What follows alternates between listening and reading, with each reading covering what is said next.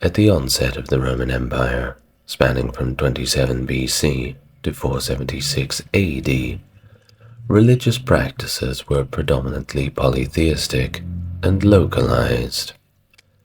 Each city revered its own pantheon of gods and goddesses, initially borrowed from Greek mythology, but adapted to suit Roman culture and sensibilities. These city-centric religious frameworks, known as polis religions, were deeply intertwined with the political and civic identity of the populace. Religious expression wasn't just confined to personal belief, but rather constituted communal ritualistic practices, overseen primarily by public officials, notably the Senate. The fusion of religion with politics would become a defining characteristic of Roman life during this era. However, as the 1st century BC unfolded, support for traditional Roman polytheism began to dwindle little by little, viewed as increasingly hollow and ineffective by contemporary writers and historians. A myriad of factors, both internal and external, contributed to this decline, including the ravages of war, the influx of foreign cultures, and the politicization of religious institutions. This gradual erosion of traditional religious fervor left a void in the spiritual lives of many Romans, paving the way for the emergence of alternative forms of spirituality. In response to this vacuum, various alternative religious movements gained traction, including the imperial cult, mystery cults, imported Eastern religions, and of course, Christianity. While the Roman Empire exhibited a degree of cultural permeability, allowing foreigners to integrate, its approach was a little bit nuanced when it came to religious tolerance.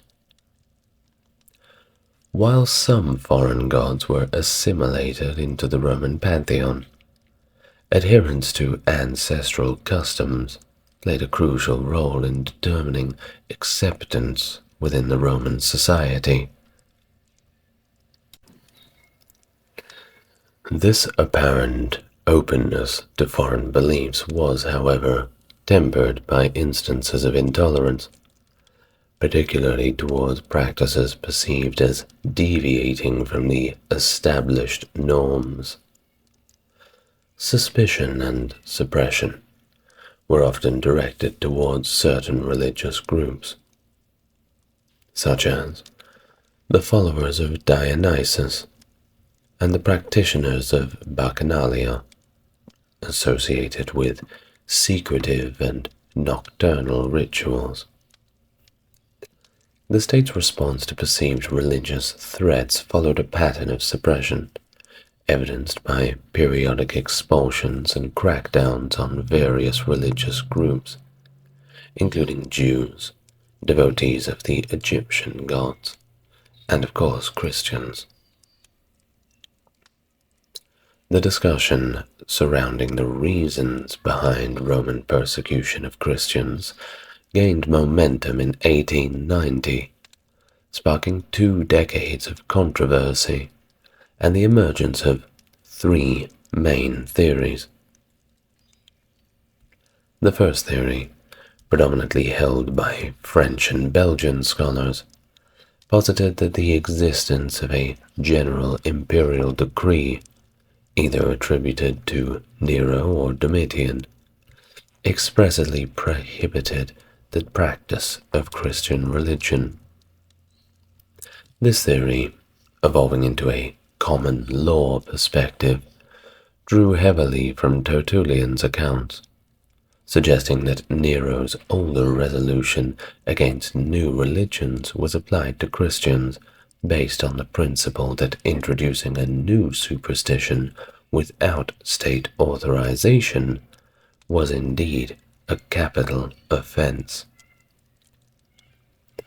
While this theory offered an explanation for persecution in Rome, its applicability to the provinces remained elusive, prompting the need for a secondary theory. The second theory, originating with German scholars and widely recognized among English readers, proposed coercion as the primary motive behind Roman persecution. According to this perspective, Roman governors punished Christians to maintain social order, viewing the Christian faith as an alien cult that threatened traditional Roman religion and societal norms. This view portrayed persecution as a direct police action, devoid of formal trial procedures, aimed at suppressing notable dissenters and maintaining the established order.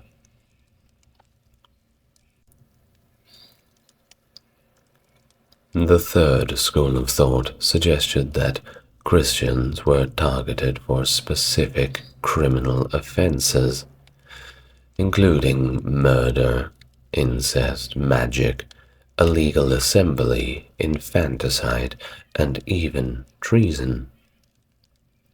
This theory, often combined with the coercion theory, attributed all Christian persecution to a single criminal charge, particularly treason, or perhaps illegal assembly, stemming from their refusal to worship the divinity of the Roman emperor. Well, despite the existence of malicious rumors, this theory lacked substantial verification compared to the other two, according to later scholarship. In this ideological struggle, ordinary Christians lived under constant threat of denunciation and potential capital charges. One modern scholar, Joseph Bryant, highlights the difficulty Christians faced in hiding their faith or conforming to Roman norms, as renunciation of the world was integral to their entire belief system. It was either one or the other. Their exacting moral standards, which included avoiding associations with those deemed under the influence of the evil one, made daily life as a Christian quite a test of courage. Participation in civic festivals, games, and performances, which often honored pagan deities, posed significant risks for Christians. Certain occupations and activities, such as military service, idol manufacturing, and cultural pursuits that affirmed polytheistic beliefs, were simply deemed incompatible with Christian principles. Even personal adornment and grooming practices were scrutinized by Christian moralists and ecclesiastical officials. In Rome, loyalty to the state was demonstrated through participation in the rites of state religion, always had been, which Christians did not and could not adhere to, marking them as members of an illicit and subversive religion. It's no wonder a few eyebrows were raised. The privatization of religion further fueled suspicion and persecution, as Christians moved their religious activities away from public spaces, meeting clandestinely in homes and shops. Nighttime gatherings and rumors of outrageous crimes, including cannibalism, by the way, further fueled distrust among the pagan population, accustomed to religion as a pretty public affair. People even began spreading rumors that there were Christian PDF files. Right.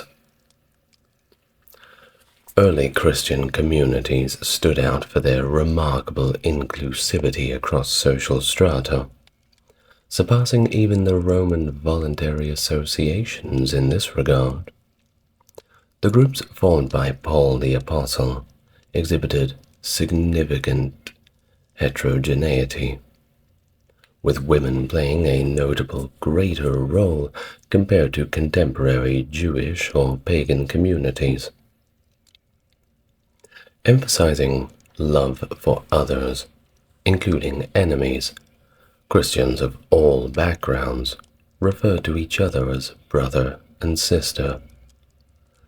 This openness stemmed from the early Christian belief in spreading their message to both Jews and Gentiles, aiming to convert them to a new way of life in line with their gospel teachings. However, opponents of Christianity viewed this inclusivity as a disruptive threat to traditional social order. After all, the whole love for enemies thing, well, how's that going to go when you're in a war? After all, we're Romans, and everybody else is not Roman. How can we love that? Now, we can't make a video about Rome without talking about Edward Gibbon, right? The great, in retrospect, historian. Read his work, Decline and Fall of the Roman Empire. I know it's about 10,000 pages long, but it's the most concise work that we have. Edward Gibbon observed that Christian converts' tendency to renounce their familial and national ties, coupled with their predictions of impending disasters, aroused apprehension among their pagan neighbors. By embracing Christianity, converts were seen as breaking the sacred customs, disregarding their country's religious traditions, and rejecting their ancestral beliefs. All of these accusations were, of course, considered to be unforgivable offenses. Cardinal sin, if you'll excuse the wording. Moreover, many pagans believed that neglecting to honor the established pagan gods would lead to calamities, natural disasters, defeats in wars, that sort of thing. Tertullian, a Christian apologist, lamented the widespread perception that Christians were responsible for every disaster inflicted by the gods. Natural disasters, such as floods or droughts, were often attributed to the presence of Christians, leading to calls for their persecution, including them being thrown to lions and other wild animals in spectacles for everybody to watch. This perception underscored the deep-seated animosity towards Christianity among a growing segment of Roman society, fueled by not only fears of the Senate, but divine retribution for abandoning traditional pagan practices. Think about it. You've got the god of war, the god of the agriculture, the god of everything, don't you? Well, if a segment of the population started ignoring them and even outright denying them, well, that would of course make the god angry, wouldn't it? And what are you going to do with this group of people in your society that are angering your gods. Well, you can't just let them do it, can't you? That would leave you open to all sorts of trouble. Now, Roman religion played a pivotal role in defining what it meant to be a Roman. Refusal by Christians to participate in the rituals honoring the Roman gods was perceived as a direct challenge to the cultural and political essence of Rome itself. Eusebius, as cited in later modern historical works, highlights the conviction among pagans that their actions were righteous, contrasting them with the perceived impiety of Christians. The polytheistic worldview of the Romans made it difficult for them to comprehend the refusal to worship state gods, even if it were only in a symbolic manner. Christians were constantly compelled to defend their beliefs. Despite their efforts to rationalize their stance and appeal to philosophy, they found themselves rather unable to reconcile participation in Roman religious practices with their allegiance to their own faith. This tension led to widespread prejudice against Christians, to the extent that simply confessing to being Christian was sufficient grounds for execution. Now, scholarly opinions, of course, are going to vary regarding the legal foundation for the persecution of Christians in the early centuries AD. Some historians tend to emphasize the ambiguity surrounding the legal justifications for these actions. Some even identify Trajan's era as the earliest instance of formal legal measures against Christians, suggesting a rather significant shift in their treatment. Must remember that in the very, very early days of Christianity, it was more of a localized cult, like any religion sort of starts off to be. Very few people believed in it. But then, of course, when the apostles went over to different parts of the world and began to proselytize, they began to gain more followers. Well, on the question of precedence, some scholars attribute the killing of Christians to Nero, despite the absence of explicit Roman laws against them. Others argue that while no specific law targeted Christians before Nero, there was a precedent for suppressing foreign superstitions in general, rooted in the belief that ancestral gods were the cornerstone of Roman law. So it's not just that they were targeting Christians, especially, but they were really just targeting anybody who was a threat to the status quo. Like any other religion or civilization of the time, they would be generally not too accepting towards people coming in with new ideas that threatens the established norms.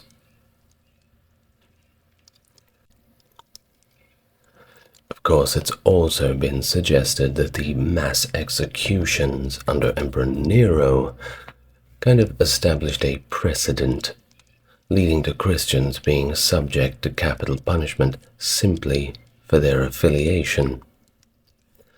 Basically, they became the punching bag, the people to blame for all of the problems, and it was fun to hate on them for a lot of Romans, if we're going to use the most simplistic terms. Furthermore, Christians were typically prosecuted under a special law introduced during Nero's reign, supported by Tertullian and Nero's resolution against any new religions. Of course, the bigger the empire gets, you must remember it borders other regions.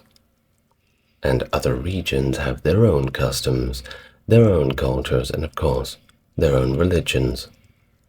Well, the Romans didn't want any of that. They were simply there for the tax revenue and whatever other resources they could get from these new regions. But those trade routes always have fostered great conversations between peoples. Now, Trajan's correspondence with Pliny indicates that Christians were being executed for their faith long before AD 110, although at this time there was no empire-wide Roman law that criminalized Christianity especially. So it's also been underscored that the discretionary powers of governors in prosecuting Christians, well, they were simply that, discretionary. Anybody could look at a certain group of people causing trouble within their region and take whatever action they thought was appropriate. In the Roman legal system, bringing a case against a Christian typically required only a prosecutor, a charge of Christianity, and a governor who was willing to proceed with the case. Due to the system's focus on property rights, criminal and public law had quite a few gaps, leading to the use of special investigations known as cognition extra ordinem. Provincial governors had the authority to conduct trials in this manner, allowing for a broad range of outcomes, mainly based on their personal opinions and instinct. Now, during cognition extra ordinem, an accuser called a delator presented the case before the governor, who acted as both the judge and the jury. The outcome of the trial often depended on the governor's discretion, with very little legal guidance available. Now, before Decius's anti-Christian policies, there wasn't any wide-ranging edict to tell people what to do with this group, and Trajan's response to Pliny basically served as a precedent, indicating that the mere identification as a Christian, that was enough grounds for punishment. The trials of the Christians varied widely, with some following Pliny's formula of offering a chance to recant and prove loyalty to the Roman gods and the emperor. Some governors, particularly in Africa, helped accused Christians secure acquittals or refused to bring them to trial. Overall, governors were more interested in making apostates rather than martyrs. Of course, at least you get the chance to recant your ways. We can see this a lot in our modern religious framework, of course. If somebody is having a crisis of faith and is going to leave the Christian church, well, usually an intervention is held where people try and convince them to do otherwise. Of course, these days in the Christian faith, they don't get executed. That's one good thing, I suppose. During the Great Persecution, governors received direct edicts from the emperor to destroy Christian churches and texts. They forbid Christian worship and arrested the Christian clergy.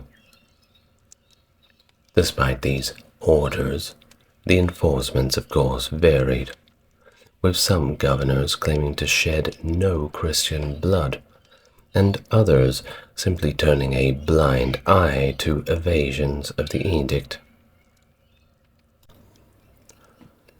When governors were appointed to provinces, their foremost task was to maintain order and stability.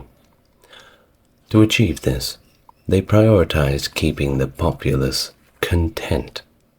Keep everybody happy, no rebellions, no problems. Throw in a few gladiatorial matches and everybody's quite satiated. Therefore, when unrest against Christians emerged, governors sought to appease it to prevent riots or violence. In the Roman Empire, political leaders also served as public cult leaders, and Roman religion emphasized public ceremonies and sacrifices rather than individual, personal beliefs. Honoring tradition, known as pietas, was crucial for social and political well-being. Consequently, the Romans protected the cults practiced by communities under their rule, viewing it as essential to uphold ancestral traditions.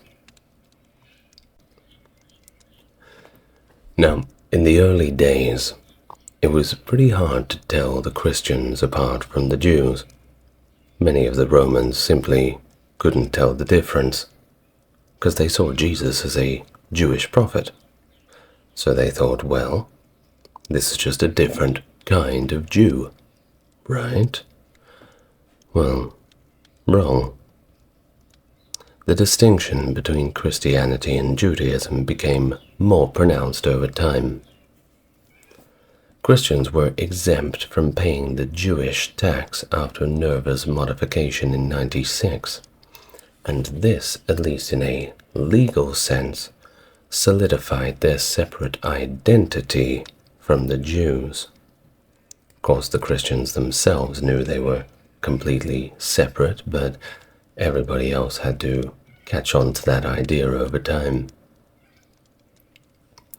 Now, Roman disdain for Christianity stemmed partly from the perception that was growing at this time that it was, in general, a detriment to society, for the aforementioned reasons.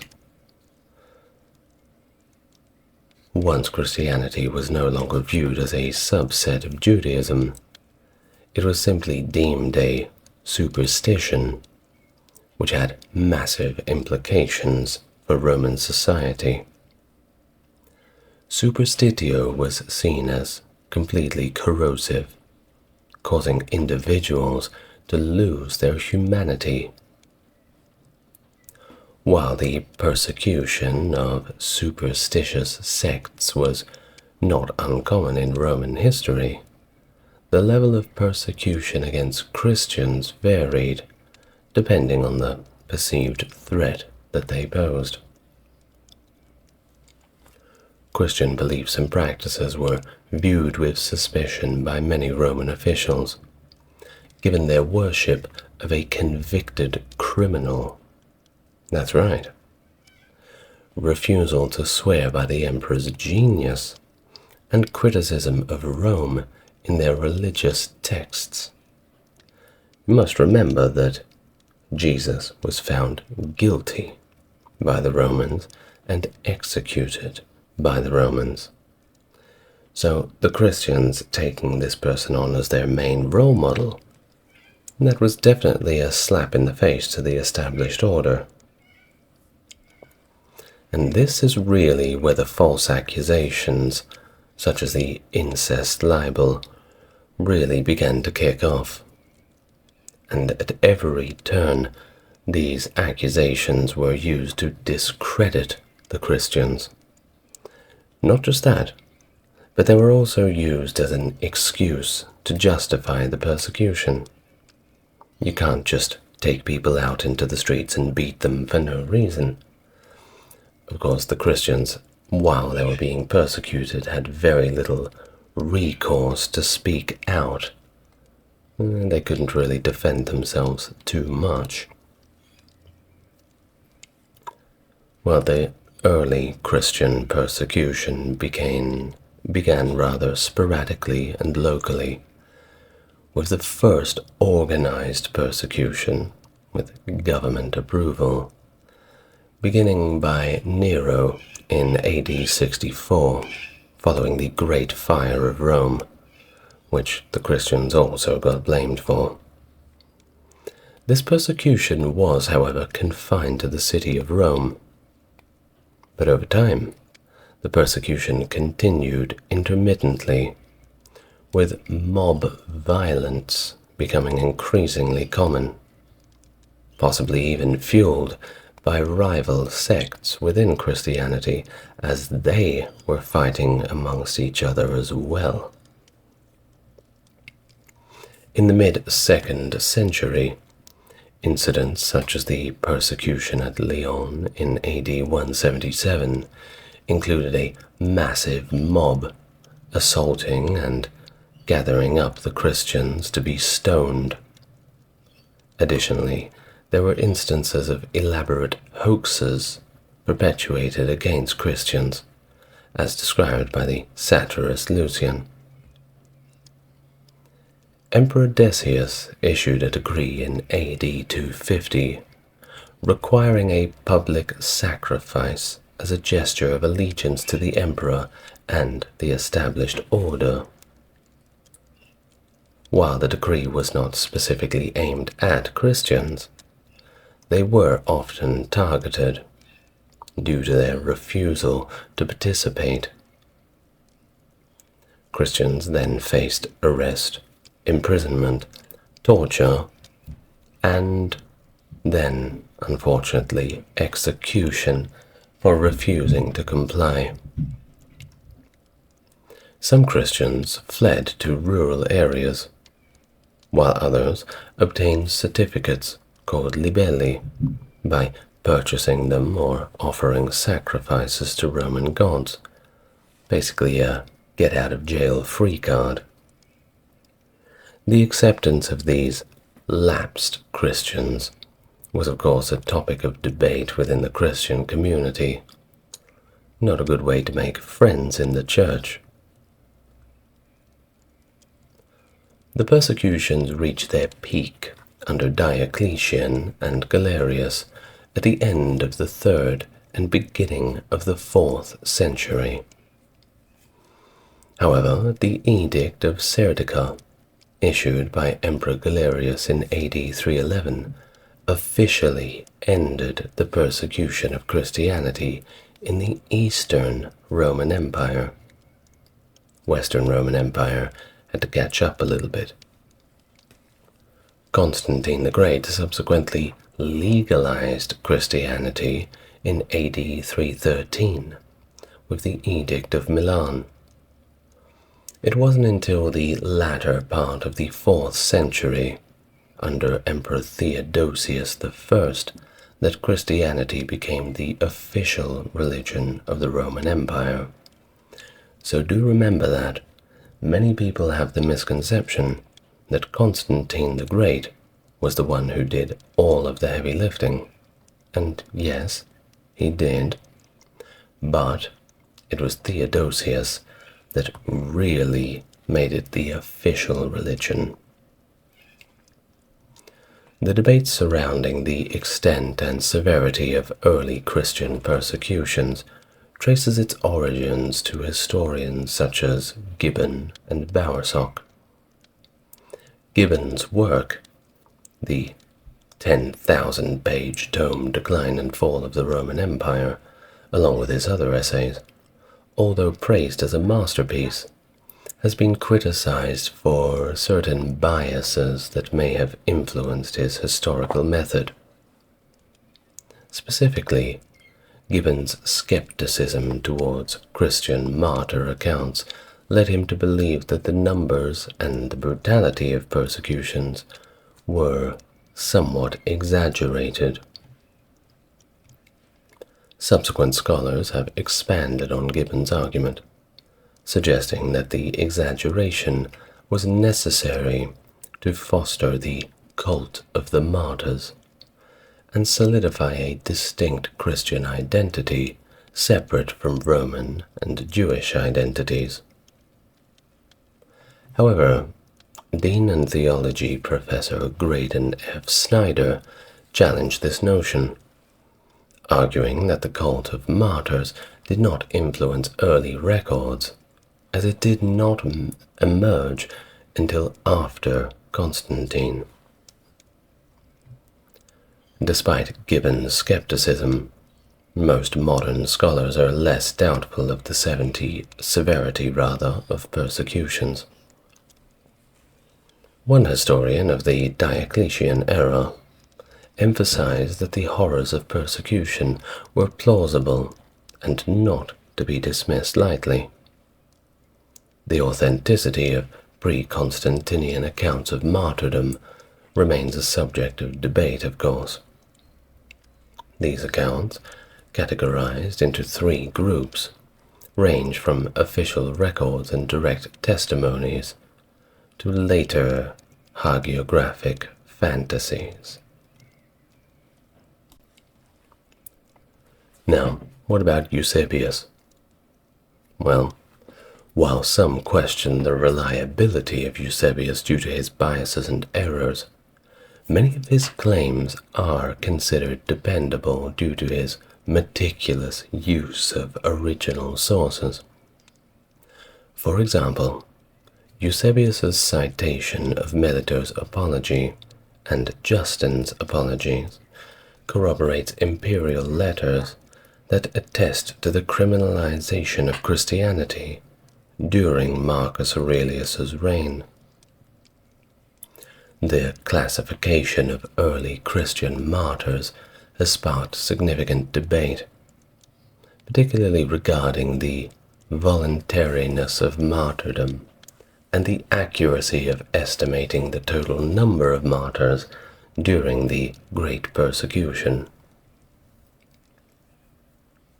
Now, G.E.M. Croy categorizes early Christian martyrs into three groups based on their actions leading to persecution: volunteers for martyrdom, those whose behavior attracted persecution, and those pursued by authorities without any overt act on their part.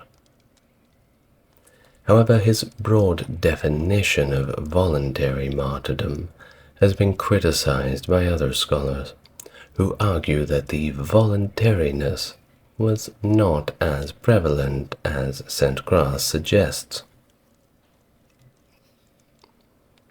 Now, Bowerstock proposes that voluntary martyrdom became widespread by the end of the 2nd century, prompting church authorities to distinguish between solicited martyrdom and persecution-induced martyrdom. Candida Moss challenges the notion of voluntary martyrdom as a distinct category in early Christianity, suggesting that such distinctions only emerged in later centuries. Another modern observer, Paul Middleton, supports the validity of voluntary martyrdom as a subset of early Christian martyrdom, citing examples from early Christian texts. He suggests that while voluntary martyrdom was criticized in later Christianity, volunteers were also valorized as martyrs in the earliest Christian traditions. Now, the estimation of the total number of martyrs during the Great Persecution has also been a point of contention. St. Croix's estimate relies on Eusebius's account of martyrs in Palestine, but scholars from our modern era, like Timothy Barnes, dispute the comprehensiveness of Eusebius's intent. Others suggest that additional martyr narratives not mentioned by Eusebius may also exist, complicating efforts at arriving at a precise figure. Now, Gibbon's approach to estimating the number of martyrs has also been criticized for its dependence on assumptions about population distribution and accuracy.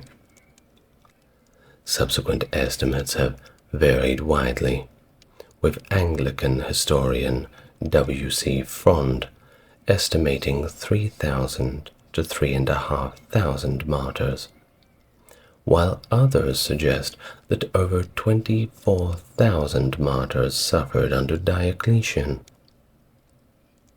Well, despite attempts to quantify martyrdom, scholars caution against relying solely on numbers to understand the sufferings of early Christians, emphasizing the limitations of statistical data in capturing the full impact of persecution on the Christian community.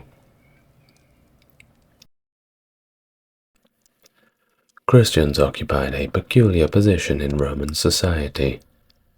They were neither fully Roman in their customs, nor entirely foreign. The refusal to participate in public festivals, the imperial cult, or to hold public office, coupled with their critique of ancient traditions, positioned them at odds with the fabric of Roman life, which was deeply intertwined with its religious practices.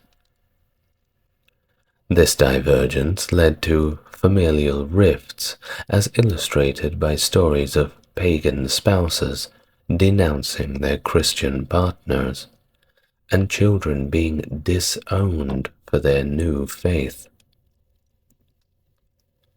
Despite the widespread distaste and occasional violence directed towards Christians, the Roman emperors of the first 2 centuries did not enact comprehensive laws targeting the religion. Local officials were typically the ones executing persecutions, which were sporadic and, at this point, very much localized, hence posing limited threat to Christianity's survival.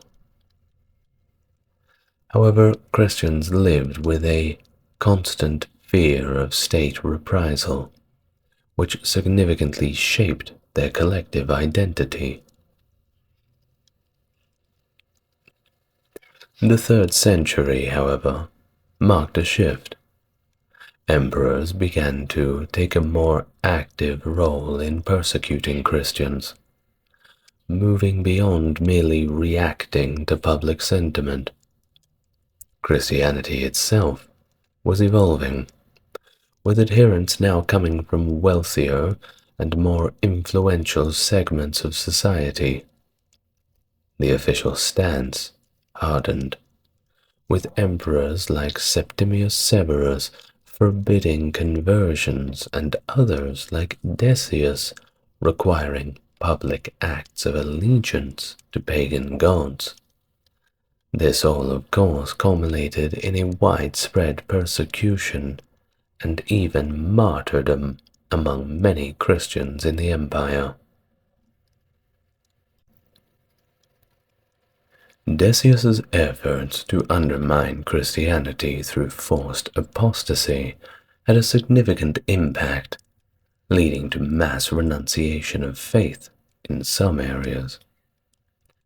However, his death in battle left his campaign unfinished, allowing the Christian Church to somewhat recover. This pattern of persecution was briefly revised under Emperor Valerian, who escalated the penalties to exile, forced labor in the mines, or even death. Yet, this too was halted when Valerian was captured in battle, and his son, Gallienus, called an end to the persecutions, granting the Church a period of relative peace and stability, at least from the government. The accession of Diocletian to the imperial throne on November 20th, 284, marks a significant turn towards the revival of traditional Roman religious practices. unlike his predecessor, Aurelian, who sought to introduce a new deity into the Roman pantheon, Diocletian cast his gaze backward, favoring the veneration of the original ancient Olympian gods. His reign was characterized by a deliberate effort to breathe new life into the age-old traditions of Roman worship. The panegyrist of Maximian, Diocletian's co-emperor, lauded their efforts, noting how they adorned the empire with altars, statues, temples, and offerings dedicated to these deities, thereby reinforcing the sanctity and power of the gods through their own devout example. Diocletian's religious policies were inclusive, yet selective, striving for a unity in worship across the empire, without demanding exclusive allegiance to any single deity, such as Jupiter or Hercules. His construction of temples to various gods, including Serapis and Sol, illustrated his broad approach to revival.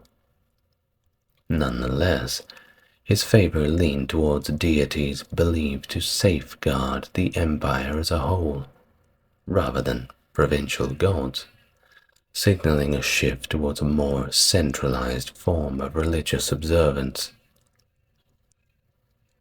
Embracing the title of Restorer, Diocletian positioned himself and his tetrarchic government as harbingers of a new golden age, echoing the stability and values of Rome's illustrious past.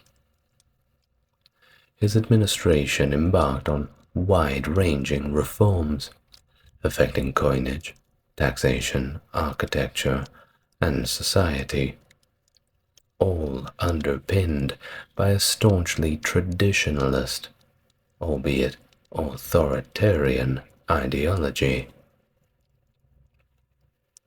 This era of reform also sought to weave the empire's moral and religious fabric even more tightly, aiming for a uniformity that left little room for religious minorities. Despite these sweeping changes, the empire's long-standing religious communities, such as the Jews, maintained a degree of toleration, thanks in part to the ancient origins of their faith. Christians, however, found themselves in a more precarious position. Their faith, being relatively new and rather distinct from Judaism, lacked the same foundation for tolerance. The evolving Christian identity, increasingly detached from its Jewish roots, underscored this distinction, and it placed Christians at odds with Diocletian's vision of religious and moral conformity. The Tetrarchy's zeal for moral reform extended beyond religious persecution. An edict issued in 295 sought to regulate personal conduct, emphasizing the supremacy of Roman law and the imperative of leading a pious, peaceful, and chaste life under imperial rule. This legal and moral crusade underscored the emperor's belief in the divine favor resting upon those who upheld the sanctity of Roman law and tradition. In this context, the enforcement of religious conformity was seen not just as a legal duty, but as a divine mandate, reflecting the intertwined nature of religion, law, and imperial authority in Diocletian's Rome. In the decades that followed, the peace established by Emperor Gallienus in 260, the Christian communities within the Roman Empire experienced a remarkable period of growth and expansion, particularly in the eastern regions. The transformation of Christianity from a faith practiced by a relatively small group to one boasting a membership of around 6 million by the year 300, a tenth of the empire's population, signifies a profound shift in the religious landscape of ancient Rome. Now, this growth was not just confined to urban centers. Christianity began to spread into rural areas where it had previously been sparse. The construction of larger and more conspicuous churches, such as the one in Nicomedia, prominently located near the imperial palace, by the way, attests to both the numerical growth and the increasing prosperity of Christian communities. This expansion and the visible affluence of Christian communities likely contributed to a decline in the popularity of traditional deities, particularly in regions like North Africa and Egypt.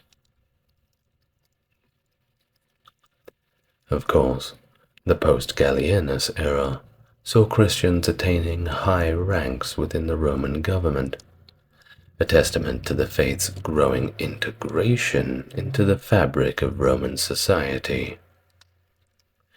Even Diocletian, known for his later persecution of Christians, appointed followers to the faith of significant positions, and there are suggestions that his family may have been sympathetic to Christianity. This period of relative peace and increasing acceptance contrasted sharply with the earlier centuries of suspicion and persecution, indicating a significant shift in societal attitudes.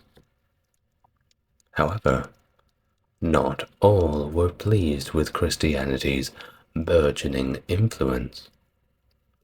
Intellectuals and members of the establishment, like Porphyry of Tyre and Socianus Heracles, expressed strong opposition to the faith, critiquing its principles and comparing its figurehead, namely Jesus Christ, unfavorably with figures like Apollonius of Tyana. Porphyry, in particular, evolved from offering restrained criticism to penning extensive work directly attacking Christian doctrines and practices. These criticisms reflect a broader cultural and intellectual resistance to Christianity, which was grounded in a defense of traditional Roman values and cultural practices. The pagan priesthood also viewed the rise of Christianity as a threat to the traditional cults, believing that the Christian presence impeded their religious ceremonies and even diminished the efficacy of oracles and sacrifices. This sentiment was mirrored in the financial concerns expressed by individuals involved in providing pagan religious services, who lamented the decline in traditional practice and the dwindling financial support for pagan rituals. The tension between growing Christian communities and the proponents of traditional Roman religion underscores a period of significant cultural transformation. This era of expansion for Christianity, juxtaposed with the resistance from traditionalist elements, set the stage for the complex dynamics of faith, power, and identity that would continue to evolve in the years leading up to and following the reign of Diocletian. In the aftermath of their victories in the Persian Wars, Co-emperors Diocletian and Galerius made their way to Syrian Antioch in 299, embarking on a series of religious rituals aimed at divining the future. Their efforts, however, were stymied by an unexpected interference. The haruspices, or diviners, tasked with interpreting omens from animal sacrifices, encountered an unexplained inability to read the signs, despite multiple attempts. The chief haruspices eventually concluded that the presence of certain Christians within the imperial retinue, who made the sign of the cross during the rituals, disrupted the divinatory process. Well, this led to a swift and stern reaction from Diocletian, who demanded that all members of the court partake in a sacrifice to rectify this situation. Furthermore, a directive was sent throughout the military, presenting soldiers with a stark choice: perform the sacrifice or face the consequences. Which consequences?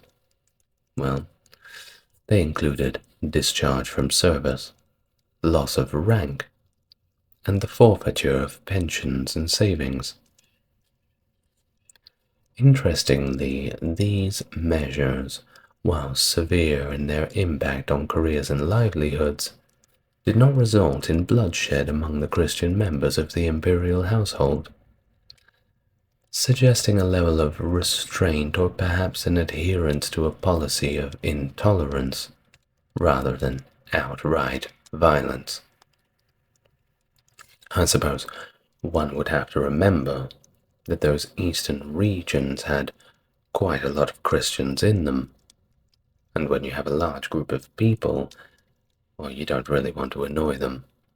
Rebellions can break out pretty easily in the borders of the empire. The historical accounts of these events by Christian writers like Lactantius or Eusebius offer varying perspectives. Lactantius portrays the incident as a pivotal moment of confrontation with the imperial court, while Eusebius presents it as a part of a broader military purge, with implications for the careers and lives of Christian soldiers. Now, central to the narratives is the figure of Galerius, who emerges as a fervent advocate for the persecution of Christians, driven by both personal conviction and political ambition.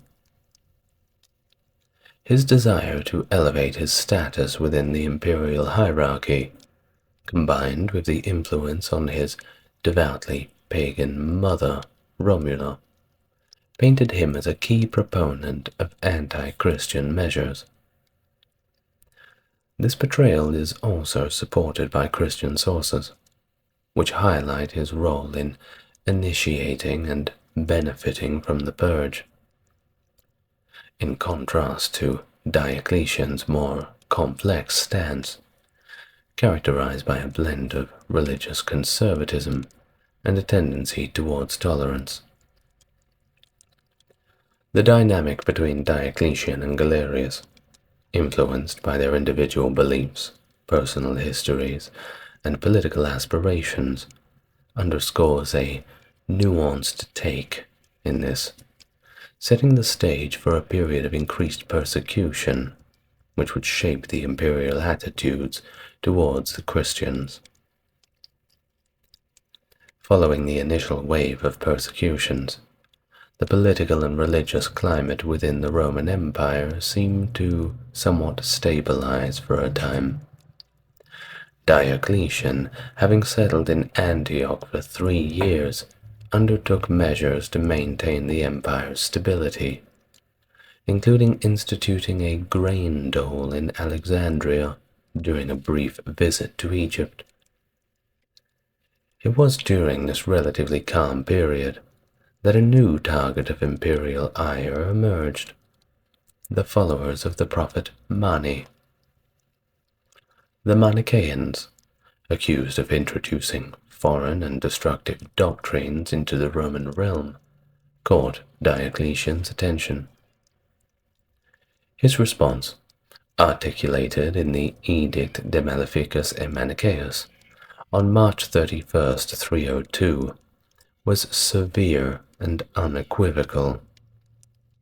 This edict condemned the Manichaeans for their recent and alien sect, portraying them as a threat not only to traditional religious orders, but also to the societal and political stability of the empire. Diocletian's directive was merciless, ordering the execution of the sect's leaders and the burning of their texts, with harsh penalties extended to any followers who resisted. The tension between Diocletian's conservative religious policies and the growing Christian community escalated in Antioch in the autumn of 302. An incident involving a Christian deacon named Romanus, who publicly challenged the legitimacy of pagan sacrifices, prompted a harsh response. Although initially sentenced to be burned alive, Romanus was ultimately executed by having his tongue removed, a punishment that Diocletian believed to fit the crime of disrupting sacred rites. This event further highlights the emperor's resolve to counter any challenges to traditional religious practices. As Diocletian and Galerius debated the empire's stance towards Christians, their discussions revealed a deepening rift over how to best address the perceived threat posed by this religious minority. While Diocletian advocated for barring Christians from public service as a sufficient measure, Galerius posed for a more extreme solution: their complete eradication. The consultation of the Oracle of Apollo at Didyma, intended to resolve this dispute, well, it only deepened the crisis. The oracle's inability to speak, attributed to the presence of the just interpreted of Christians, ultimately persuaded Diocletian to embark on a path of universal persecution. This period marked a significant escalation in the empire's efforts to maintain religious uniformity and imperial authority. The move towards universal persecution, prompted by divinatory practices and influenced by the anti-Christian sentiment of Diocletian's closest advisors, was about to begin. In a pivotal moment that marked the escalation of Christian persecution under Diocletian, the Christian church at Nicomedia faced destruction on February 23rd, 303, a day symbolically chosen to coincide with the Feast of Terminalia, dedicated to Terminus, the god of boundaries. This act was not merely symbolic, but a declaration of intent to terminate Christianity within the empire. The following day saw the promulgation of Diocletian's edict against the Christians, a legislative move aimed squarely at the senior echelons of the Christian clergy and the material foundations of the Christian faith. The edict commanded the cessation of Christian gatherings, the obliteration of Christian scriptures and liturgical texts, and the demolition of Christian places of worship throughout the entire empire. While despite the severe restrictions, efforts to retain Christian scriptures persisted.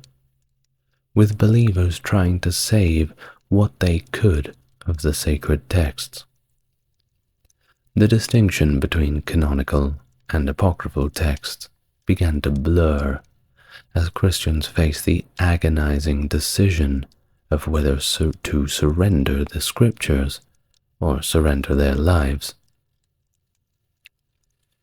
The edict also stripped Christians of all legal rights, effectively excluding them from civil redress and exposing them to judicial torture.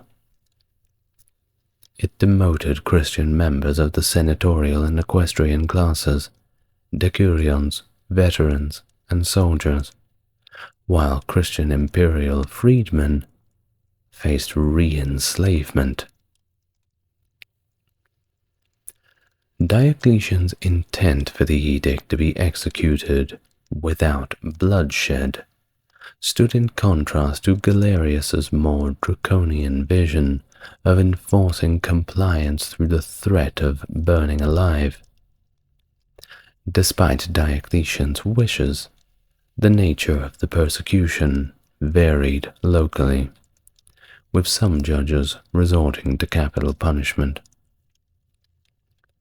The method of burning alive, as recommended by Galerius, became disturbingly common in the East. The first martyr under this edict was Eutychus, who protested the persecution by tearing down and destroying the edict's proclamation in Nicomedia, an act of defiance for which he was tortured and brutally executed for. The edict spread swiftly across the empire, taking effect in Palestine by the spring and reaching North Africa by early summer. While Constantius Chlorus chose not to enforce this edict in Gaul and Britain, the eastern provinces experienced a systematic and harsh implementation. Despite the initial intensity, the enforcement of persecutions began to diminish with the changes in imperial leadership, culminating in cessation of official hostilities towards Christians with the rise of Maxentius in 306. This period of persecution deeply impacted the Christian community, testing the resilience and faith of its members in the face of Rome's power. The summer of 303 marked that pivotal moment, with the publication of a second edict, necessitated by the emperor's dissatisfaction of the first edict's enforcement, or perhaps unaware of its implementation. This new decree mandated the arrest and incarceration of all Christian clergy, leading to an overflow in the already limited capacity of the Roman prison system. The edict was so effective that it displaced common criminals who were released to make room for the burgeoning number of detained religious figures.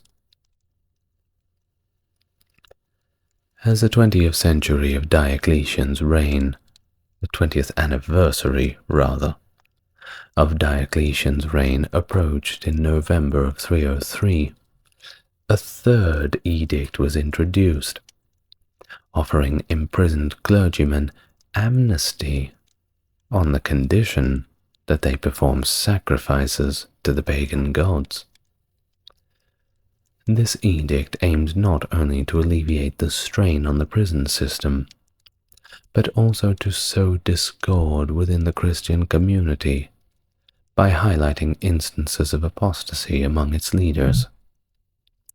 While some clergy yielded to the demand under duress, others complied willingly. Yet the integrity of many remained intact despite the coercion, leading to manipulative claims of compliance by prison wardens eager to empty their cells. I'm sure a few would have put their hand up to make some sacrifices. I guess that a Roman prison is not the most enjoyable place to be. In 304, a final edict, the fourth and final one, demanded universal participation in pagan sacrifice, extending the obligation to every segment of society, including women and children. And if you weren't going to comply, well, you would face execution. The edict's implementation, however, varied significantly across the empire, with regions under the rule of Constantius largely spared from its mandates, and its enforcement waning following Maximian's abdication in 305. However, in the east, the edict's decrees persisted until the landmark Edict of Milan in 313, which heralded a new era of religious tolerance under the joint rule of Constantine and Licinius. Yes, I will make a video about Constantine very soon, don't worry. This sequence of edicts under Diocletian's rule represents one of the most symptomatic attempts to curb the spread of Christianity within the Roman Empire. The escalation from targeted restrictions against Christian practices to a sweeping demand for public sacrifice illustrates the intensity of the Roman administration's effort to reaffirm traditional pagan worship as the cornerstone of Roman identity and authority. Yet the varied enforcement and eventual cessations of these persecutions, while they reflect the more complex interplay of politics that would ultimately lead to Christianity's ascendance as a dominant force within the empire. The resignation of Diocletian and Maximian on May 1st, 305, marked a new pivotal moment in Roman history, ushering in a new era of leadership under Constantius and Galerius as the senior emperors, with Severus and Maximius stepping into the roles of junior emperors. This shift, orchestrated under the influence of Galerius, according to Lactantius, signified not only a change in personnel, but also a continuation and intensification of policies against Christians in the eastern parts of the empire. The legacy of Diocletian's rule, particularly his efforts to eradicate Christianity, seemed, at the moment of his resignation, to have been effective. The churches laid in ruins. The ecclesiastical hierarchy was shattered, and the Christian presence within the army and civil bureaucracy was all but purged. However, the Diocletianic dream of a Christianity-free empire began to unravel almost as quickly as the new tetrarchy took power.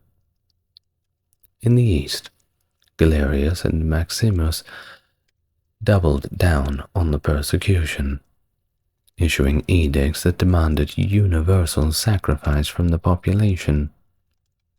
Yet it was in the west where the most significant challenges to their authority and policies emerged.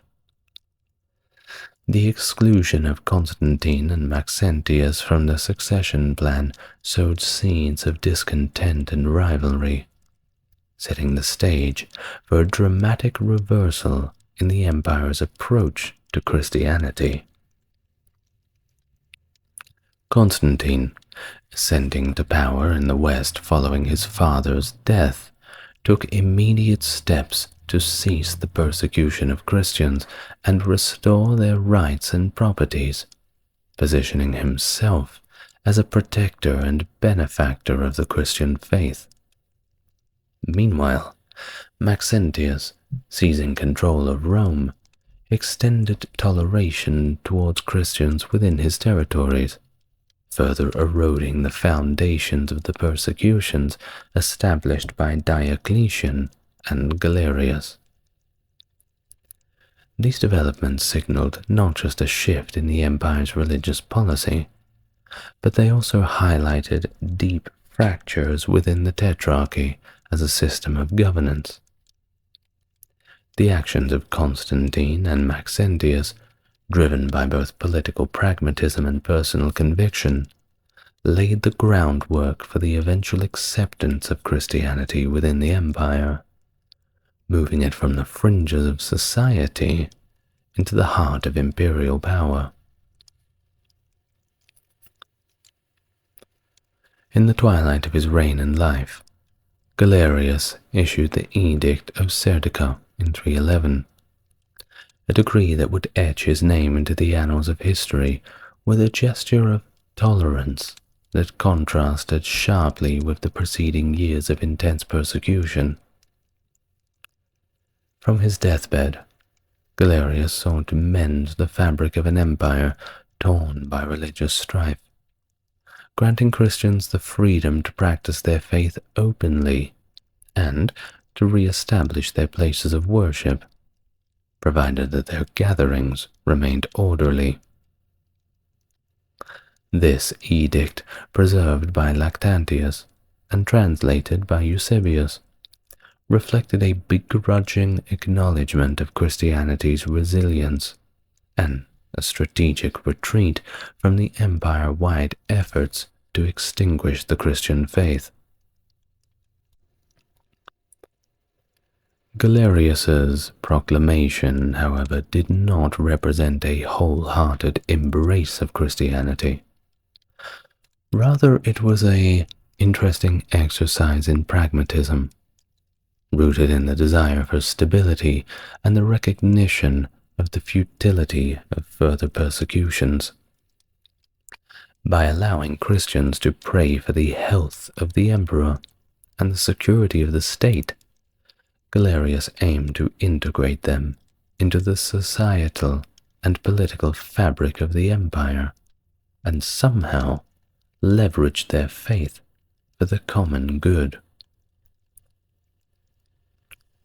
The significance of this edict lies not just in its immediate effect, halting the persecution of Christians in the East, but also in its broader implications for the relationship between the Roman state and Christianity. While some early and late historians have debated the importance of the edict, with views ranging from skepticism to recognition of its pivotal role, the consensus is that it marked a turning point, acknowledging the persistence of Christianity and paving the way for its eventual dominance within the empire. However, the peace that Galerius sought to secure was short-lived, at least in some quarters of the empire, notably under Maximinus, who resumed persecution within months of the edict's issuance. This resurgence of hostilities underscored the uneven path towards religious tolerance, a path that would not find a more definitive expression until the Edict of Milan in 313. Convened by Licinius and Constantine, this agreement extended the freedoms granted by Galerius to a universal peace, allowing open and free observance of all religions across the empire, thereby cementing the principle of religious tolerance that Galerius had tentatively introduced. The Edict of Milan, therefore, did not emerge in a vacuum, but was a culmination of a series of legislative and philosophical shifts that began with Galerius's Edict of Serdica. By formally recognizing the rights of Christians and all religions to worship freely, These edicts collectively contributed to the transformation of the Roman Empire from a polity defined by a religious uniformity to one characterized by a certain degree of religious pluralism, setting the stage for the ascendance of Christianity as a central element of Roman and later European identity. After several hundred years beneath the boot of an oppressive regime, the Christians of the Roman Empire find themselves in an advantageous position. Not only is their religion now legal, but their rulers are openly advocating for it, breaking with centuries-old traditions. However, some habits aren't so easily broken, and the tradition of religious intolerance was about to come back. But this time, the hunter had become the hunted.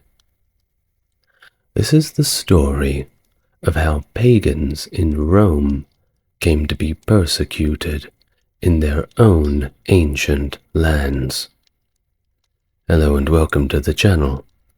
If you're new here, it's good to meet you. And if you are coming back, it's great to see you again. I hope you're doing well. If you'd like to support the channel, all the videos are available ad-free on the Patreon.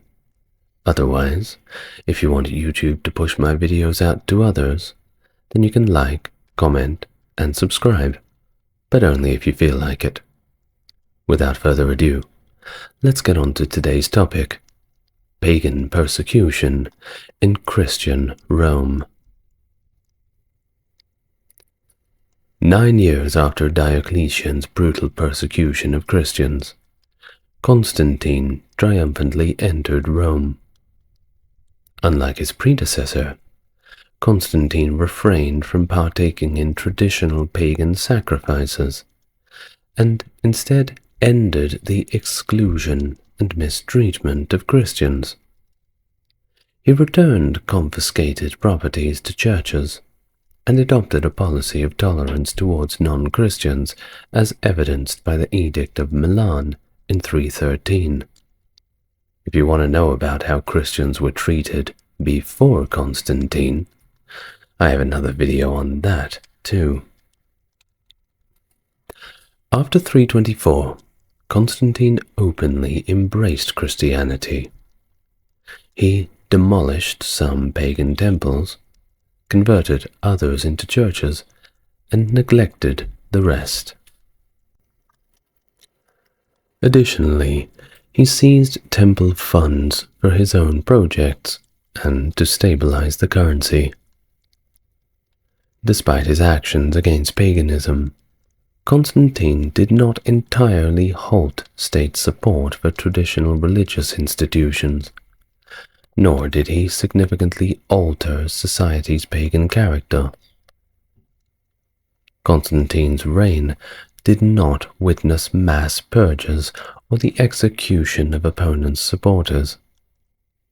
Although laws threatened death for certain actions, no one was executed for violating anti-pagan laws during his rule. Constantine allowed pagans to continue their practices, as long as they did not coerce Christians into joining them. Throughout his 31-year rule, Constantine never outlawed paganism. He actually issued edicts emphasizing peace and tolerance, promoting coexistence among different religious groups. Historians argue that Constantine aimed to integrate the Church into broader civic unity, despite his personal favoritism towards Christianity. Well, how did all this come about? Well, Constantine attributed his military successes at the Battle of Milvian Bridge to divine favor. And after that, his reign was relatively peaceful. There's little doubt that Constantine genuinely converted to Christianity. In his personal beliefs, Constantine condemned paganism as idolatry and superstition, while advocating for tolerance.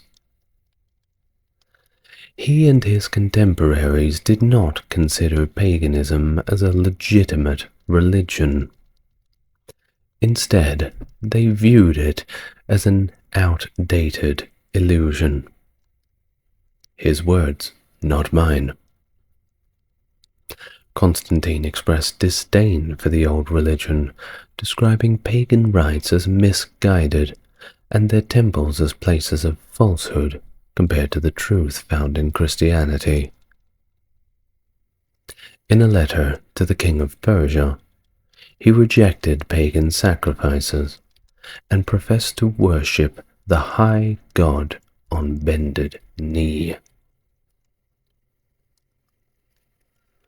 Historians writing after his death claim that Constantine converted to Christianity and was baptized on his deathbed, making him the first Christian emperor.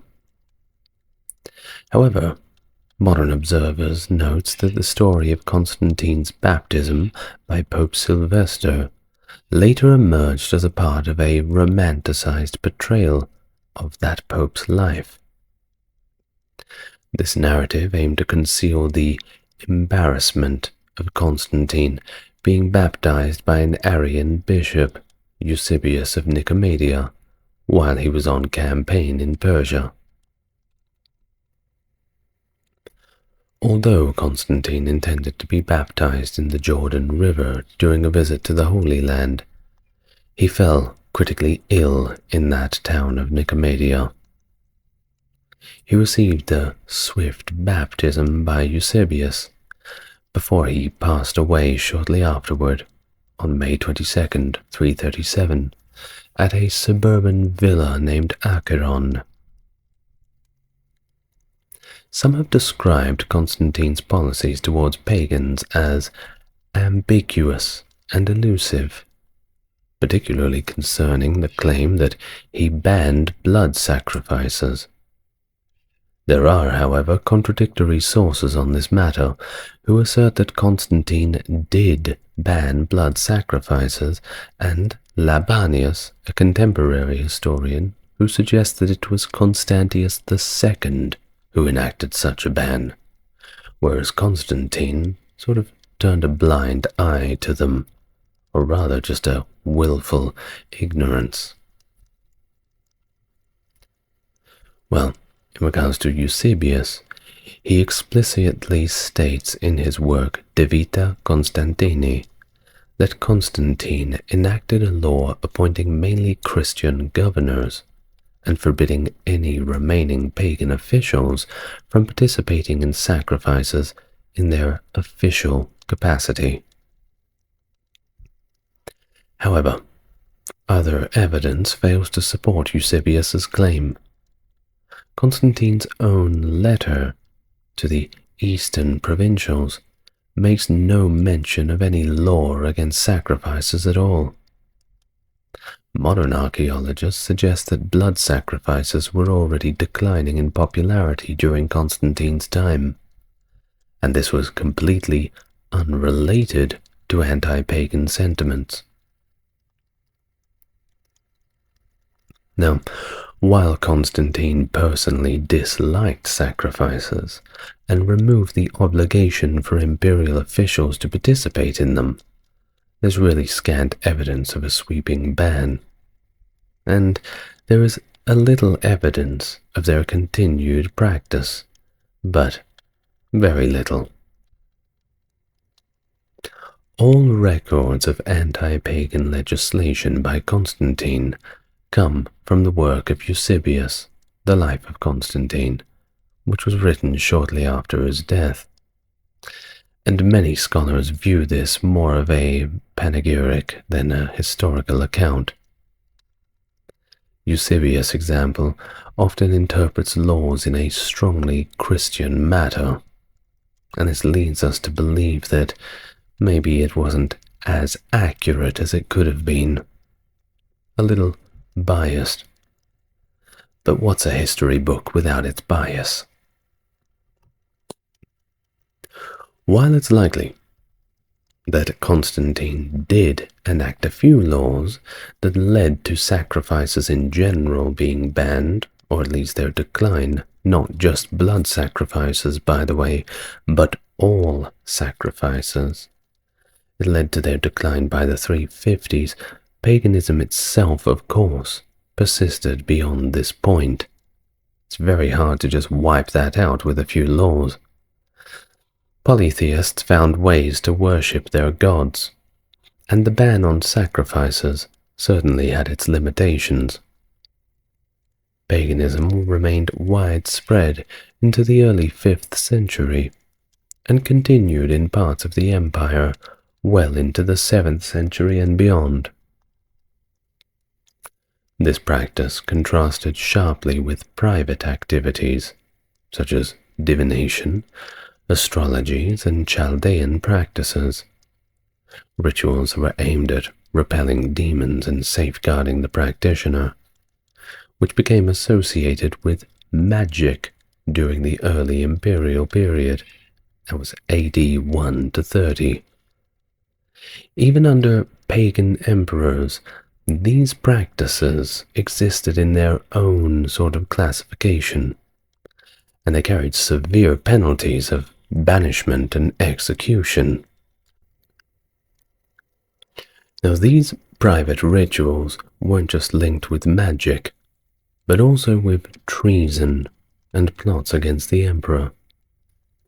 Christian emperors inherited this fear of private divination. It was never really seen as a good thing, and completely separate from any traditional pagan practice that the Romans observed. The early church had consistently spoken out against anything associated with what they deemed to be magic. By the mid-4th century, prophecy at prominent oracles like Delphi or Didyma had been completely suppressed. However, according to Polymnia Athanasiadi, the Church's primary concern in Antiquity wasn't simply prophecy, but theurgy, using dreams to influence human affairs. While the Church didn't prohibit dream interpretation itself, it condemned attempts to use dreams for manipulating events, viewing it as deeply problematic. Constantine's decree against private divination didn't categorize divination as inherently magical, however. Thus, despite prohibiting secret rituals like other emperors, Constantine permitted haruspices, the practitioners of divination using animal entrails, to continue their rituals openly. In 324, November, Constantine declared Byzantium as his new capital, naming it Constantinopolis, or the city of Constantine. Surrounded by local pagan priests, astrologers, and augurs, he consecrated the city, although he later returned to Rome to celebrate his 20-year jubilee. 2 years later, on a Monday, November 4th, 328, new rituals were conducted to dedicate Constantinople as the emperor's new capital. Notable figures like Neoplatonist philosopher Sopater and Pontifex Maximus Praetextus attended this event. In the May of 330, during the festival of St. Mosius, the city's dedication was celebrated, marked by special coins featuring Sol Invictus. In commemoration, Constantine held a statue of the goddess Tyche and a column with a golden statue of Apollo, bearing his likeness, erected. Historian Libanius, a contemporary of Constantine, wrote that Constantine looted temples across the empire to gather treasures for building Constantinople. This pillaging filled the city with pagan statuary collected from various cities across the empire. Although Constantine didn't completely destroy what he took, he repurposed it for the new city, deliberately evoking Rome's religious and political past. Despite this, Constantinople continued to accommodate pagan traditions, with shrines dedicated to deities like Dioscuri and Tyche.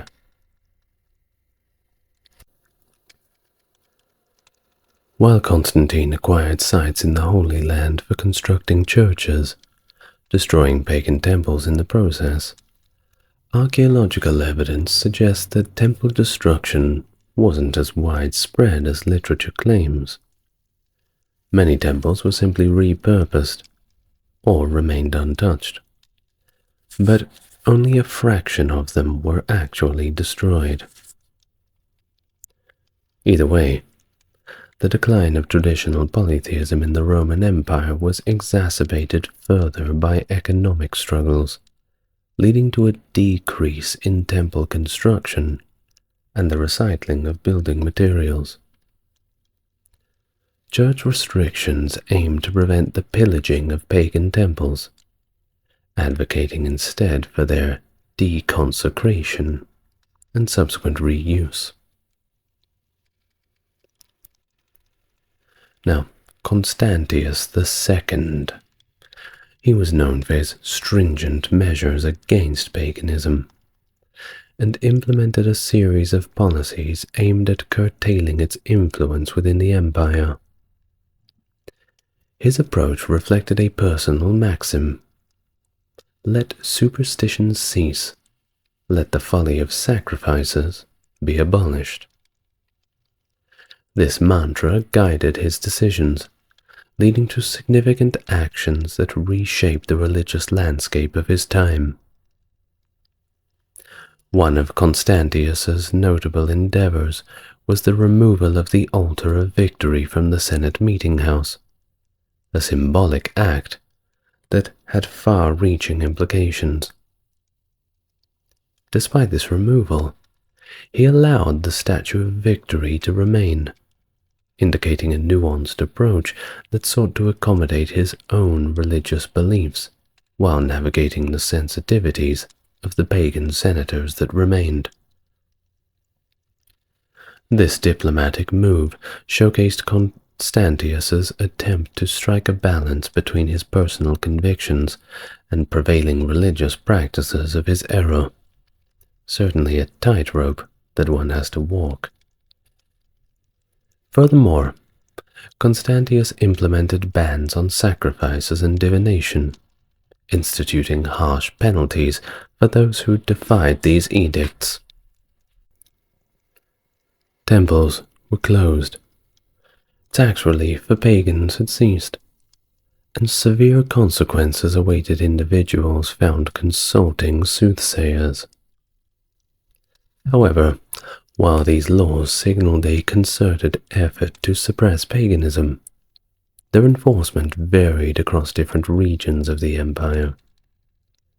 Resistance, both passive and active, often hindered the full implementation of these measures, highlighting the enduring popularity of pagan traditions among certain segments of society. In contrast to his successors, Constantius's approach to paganism exhibited relative moderation. He refrained from disbanding Roman priestly colleges or pagan schools, opting instead to focus on regulating and restricting pagan practices.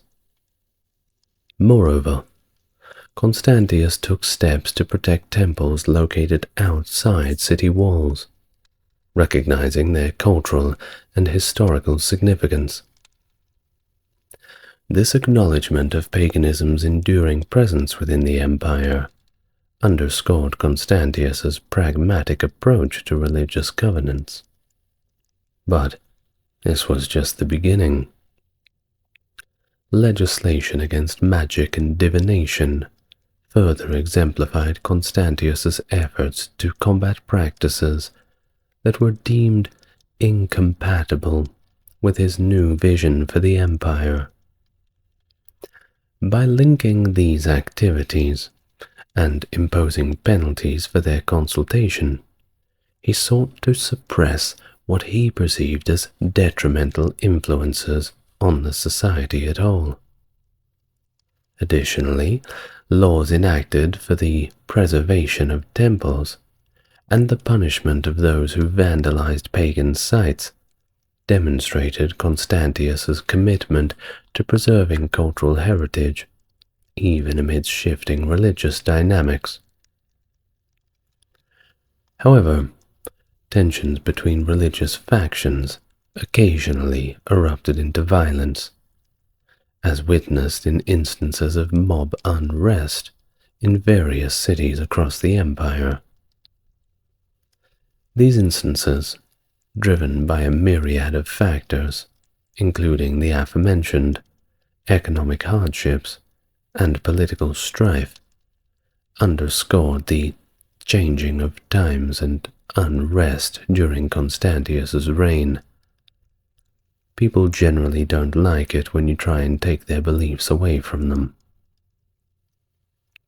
Constantius's policies towards paganism reflected a nuanced approach that balanced his personal convictions with careful politics.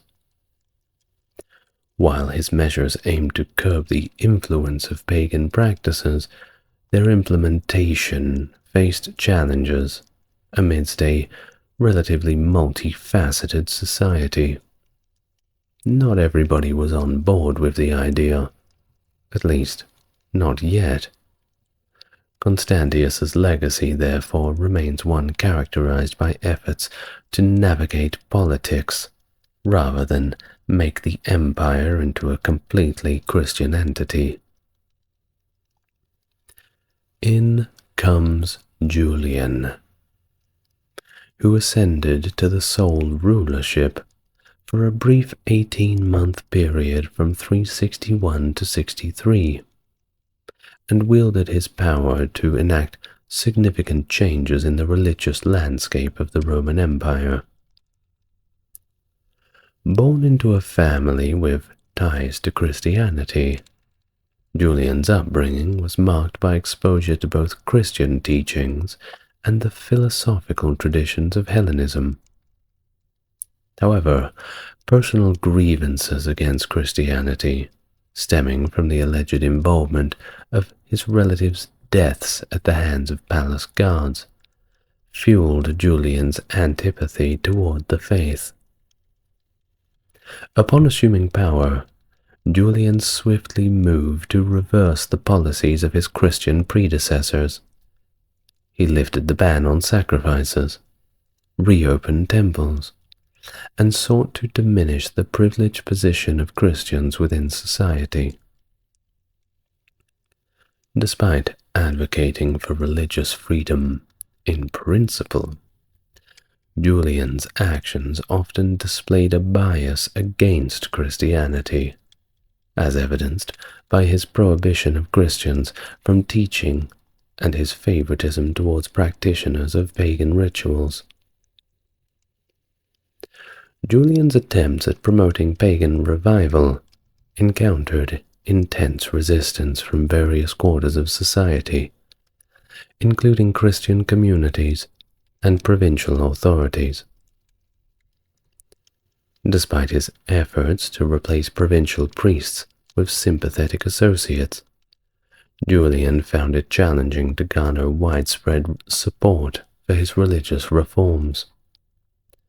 Moreover, his preference for blood sacrifice faced strong opposition, particularly in cities where Christian sentiments were practiced. While some historians assert that Julian resorted to persecution against Christians during his reign. Others argue that his actions were aimed at rather undermining the influence of the Christian establishment, rather than actively persecuting believers. Regardless, Julian's reign marked a significant departure from the partnership between Rome and Christian bishops that had characterized previous regimes. Tragically, Julian's ambitions for religious reform were cut short by his untimely death during a military campaign against Persia.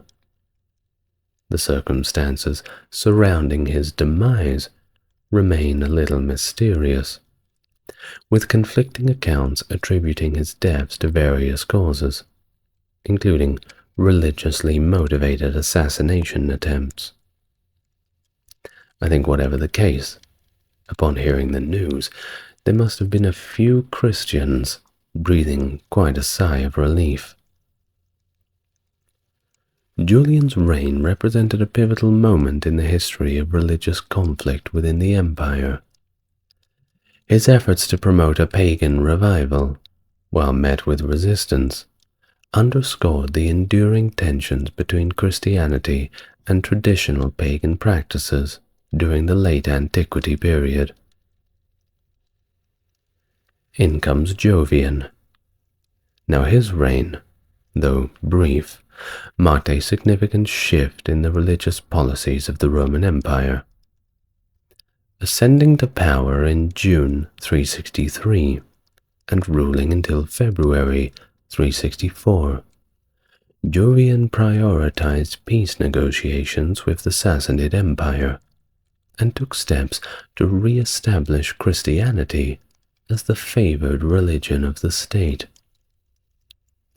During this period, the approach towards religious diversity evolved under subsequent emperors like Valentinian and Valens. Valentinian, a Nicene Christian, and his Arian Christian counterpart, Valens, adopted a stance of religious tolerance, allowing various cults to coexist peacefully within Roman society. Contemporary accounts by pagan writers, such as Ammianus Marcellinus, highlight Valentinian's reign as a period categorized by religious neutrality and non-interference in matters of worship. This tolerant stance is further evidenced by the absence of anti-pagan legislation in the Theodosian law codes of the era. Valentinian's policies extended to permitting divination, albeit under certain conditions, reflecting a pragmatic approach that aimed to maintain social harmony while avoiding unnecessary religious conflicts. Similarly, Valens, who governed the eastern provinces, continued to uphold the rights and privileges of pagan practitioners. He retained some of Julian's trusted associates in their positions and affirmed the exclusive role of pagans as caretakers of their temples. In summary, the reigns of Jovian, Valentinian, and Valens represented a departure from the religious policies of their predecessors, embracing a stance of tolerance and inclusivity, at least as we can understand it in an ancient world context. These emperors sought to maintain social cohesion as the priority, by respecting the religious diversity that was inherent in the breadth of the Roman Empire. Gratian's reign, however, marked a significant turning point in Roman religious policy, particularly with his formal diversion of public financial subsidies away from supporting Rome's traditional cults. Instituting legal measures in 382, Gratian appropriated the income of pagan priests and Vestal virgins, stripped them of their right to inherit land, and confiscated the possessions of the priestly colleges. He also refused the title of Pontifex Maximus and ordered the removal of the altar of victory, symbolizing a decisive break with Rome's pagan past. As a result, the colleges of pagan priests lost their privileges and immunities, signaling a shift away from state support from traditional religious institutions. During this period, Gratian sought spiritual guidance from Ambrose, the influential Bishop of Milan, exchanging multiple letters and books with him. While it has been suggested that Ambrose dominated Gratian's religious policies, modern scholars argue that Gratian's actions were more likely influenced by changed political circumstances, particularly following the Battle of Adrianople, rather than a mere capitulation to Ambrose's authority. Despite Ambrose's efforts, subsequent emperors like Gratian's brother, Valentinian II, and Valentinian's mother resisted cooperating with him and often opposed his initiatives. However, even though they held a dislike towards Ambrose, they continued Gratian's policies by refusing to restore the altar of victory or the income of the temple priests and Vestal virgins. Emperors like Arcadius, Honorius, and Theodosius furthered Gratian's legacy by continuing to appropriate tax revenue collected by temple custodians for the crown, gradually diminishing support for urban ritual procession and ceremony. Over time, many traditional festivals were secularized and incorporated into the Christian calendar, reflecting the ongoing transformation of the empire and Christianity's ascendance.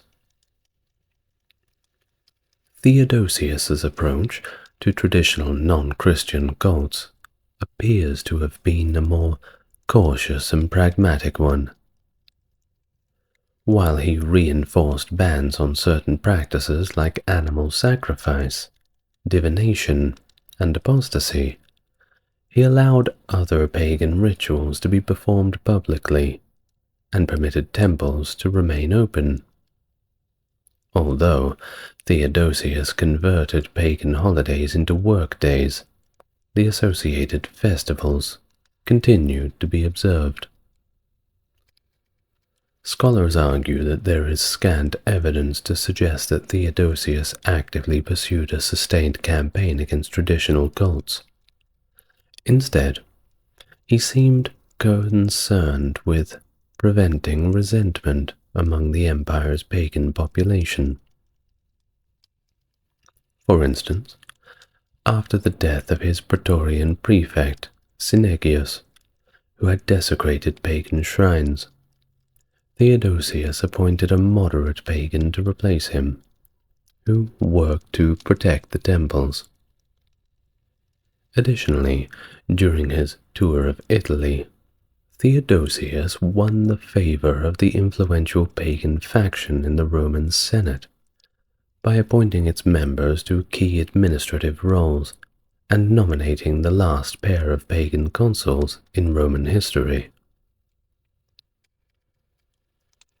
A notable dispute during his reign centered around that aforementioned altar of victory, with Symmachus advocating for its restoration and the revival of state support for the Vestal virgins. However, Ambrose vehemently opposed any financial backing for anything to do with paganism, and Theodosius ultimately sided with him, refusing Symmachus's appeal. Despite the emperor's refusal, pagans continued to voice their demands for recognition, concessions, and state support. Now, contrary to popular belief, Theodosius did not ban the Olympic Games. Evidence suggests that the Games persisted after his reign and came to an end with his successor, Theodosius II, possibly linked to a fire that destroyed the temple of the Olympian Zeus during his rule. The anti-pagan legislation enacted during the 4th century Roman Empire reflects what some describe as the most potent social and religious drama of the era. From the time of Constantine onwards, Christian intellectuals portrayed Christianity as triumphant over paganism, even though Christians remained a minority in the empire. This triumph was perceived as heavenly and evidenced by figures like Constantine. The laws introduced during this period were not aimed at conversion, but rather at terrorizing the pagan population with vehement and often horrifying language. The primary objective of these laws was to reorder society along religious lines and put an end to age-old practices such as animal sacrifice, which to the Christians was deeply abhorrent, even though their grandfather was probably doing it. While private pagan rituals could not be entirely stopped, Christians sought to control what was considered normative and socially acceptable in public spaces. Altars used for sacrifice were frequently destroyed by Christians, who found the sight of slaughtered victims repugnant and reminiscent of their own past suffering associated with such practices. Despite the severity of the imperial edicts, their impact was limited due to widespread following of paganism among the population and the passive resistance of many of the local authorities. Christian bishops often obstructed the implementation of these laws, further limiting their effectiveness. However, while the influence of imperial law was not absolute, it still played a role in shaping societal norms and attitudes. The emergence of a language of intolerance in both legal texts and Christian writings reflected a rhetoric of conquest, with Christian authors portraying paganism as already defeated and deserving of universal contempt. This rhetoric had a significant impact on modern perceptions of the period, contributing to the belief in continuous violent conflict between Christians and pagans. However, archaeological evidence suggests that such conflicts were relatively isolated, and non-Christian groups like pagans and Jews generally enjoyed a level of tolerance based on contempt during late antiquity. Theodosius was a devout Christian who was eager to close down pagan temples in the east. His commissioner, the prefect Maternus Synegius, carried out widespread temple destruction, even utilizing the military and black-robed monks, sounds very sinister, for this very purpose. Despite the actions of these monks being deemed unlawful by the pagan historian Libanius, Theodosius didn't enforce any laws against them, passively legitimizing their violence. Instances of temple destruction were seen as indicative of a broader trend of violent Christian iconoclasm throughout the 390s and 400s. However, archaeological evidence for such destruction in the 4th and early 5th centuries is somewhat limited, with most recorded incidents known only from church accounts. These accounts often dramatize pious bishops battling temple demons, contributing to the perception of widespread destruction. The discrepancies between literary sources and archaeological evidence may arise from the ambiguous nature of the details in the former. For example, conflicting accounts in historical sources like Malalas regarding temple destruction by emperors such as Constantine and Theodosius further complicate the picture. Some archaeological research suggests that only a small percentage of known temples in regions like Gaul, Africa, Asia Minor, Greece, and Egypt show evidence of violent destruction during this period. Earthquakes, civil conflict, pragmatic use of material, and conversion to churches explain much of the temple damage, rather than deliberate anti-paganism. Contrary to the belief that many temples were converted to churches, modern evidence suggests that only a fraction were repurposed, with the direct conversion of temples into churches not becoming widespread until the mid-5th century. The Pantheon in Rome, for example, was not converted into a church until 609, and many of the churches attributed to figures like Martin of Tours cannot be definitively traced back to the 4th century. Anti-pagan laws persisted beyond Theodosius, extending through the reigns of subsequent emperors such as Arcadius, Honorius, Theodosius II, Marcian, and Leo I. These laws reiterated bans on pagan practices, like sacrifices and divination, and often the penalties would continue to increase. The need for such laws indicates that paganism still had significant followers, including sympathizers and crypto-pagans in positions of power within the administrative system.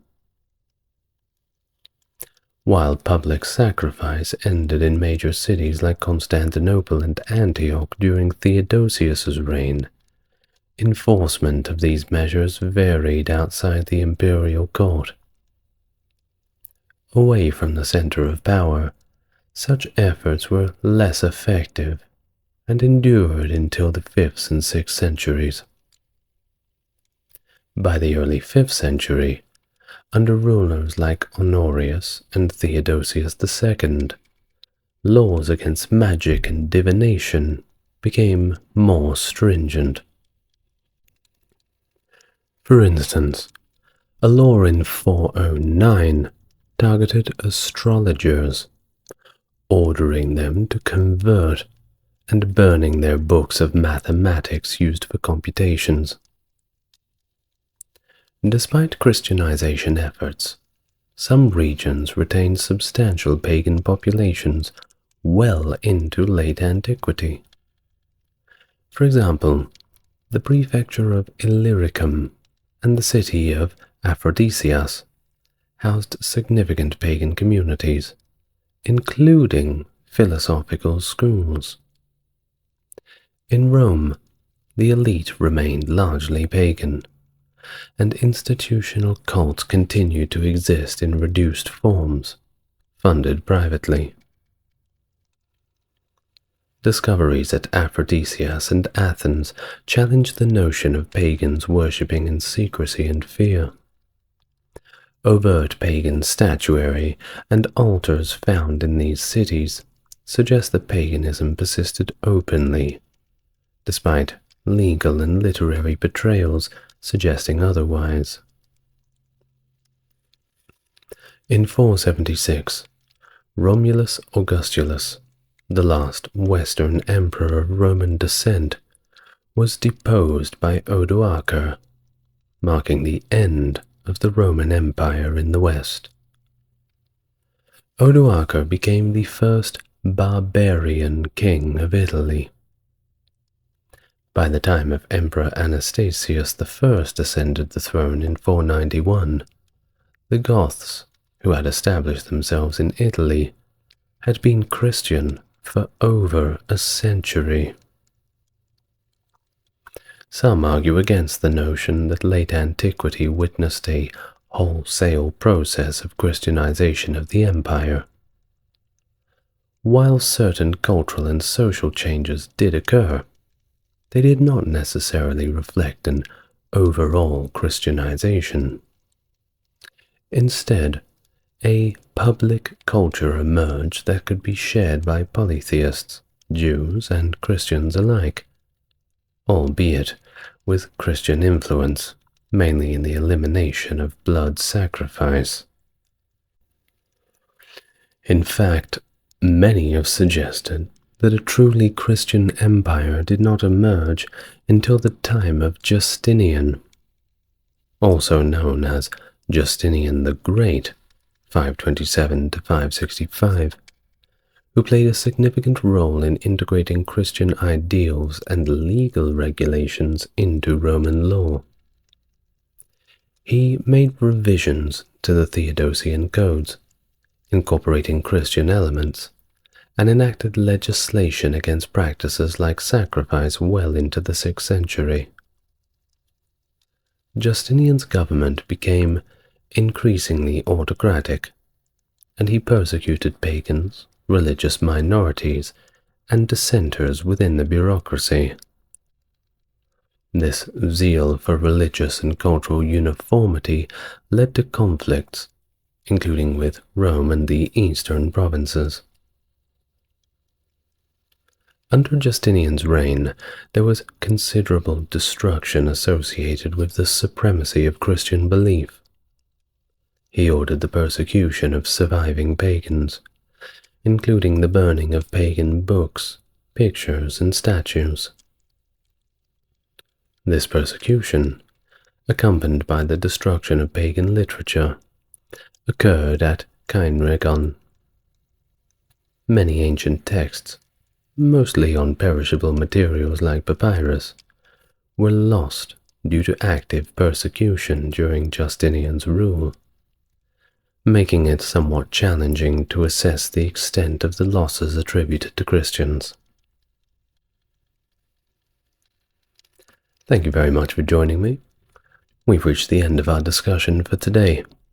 Whether it be this morning, this afternoon, this evening, whatever time you're enjoying, I hope you've enjoyed it thoroughly.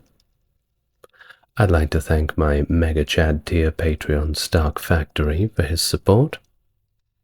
If you would like to support the channel, head on over via the links in the description and comments, and you can view all of the videos ad-free on the Patreon, and have my eternal gratitude for helping keep this channel going.